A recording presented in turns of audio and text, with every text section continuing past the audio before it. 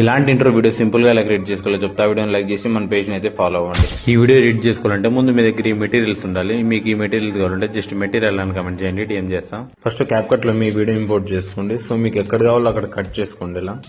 So remaining part అయితే trim చేసుకుని delete చేసుకోండి. సో ఫస్ట్ పార్ట్ మీద క్లిక్ చేసుకుని ఫ్రిడ్జ్ మీద క్లిక్ చేస్తే మనకు లేయర్ అనేది యాడ్ అవుతుంది. ఓవర్లే మీద క్లిక్ చేసుకుని ఇంక్ స్ప్లాష్ వీడియో అనేది అయితే యాడ్ చేసుకోండి. యాడ్ చేసుకున్న తర్వాత స్ప్లైస్ మీద సెలెక్ట్ చేసుకుని డార్క్ అండ్ సెలెక్ట్ చేసుకోండి. సో ఇక్కడ టెక్స్ట్ లో వెళ్ళేసి మీ నేమ్ అయితే యాడ్ చేసుకోండి. ఈ ఫాంట్ అయినా ఇచ్చేసేయండి, లేదంటే మీకు నచ్చిన ఫాంట్ ఏదో ఒకటి ఇచ్చేసుకోండి.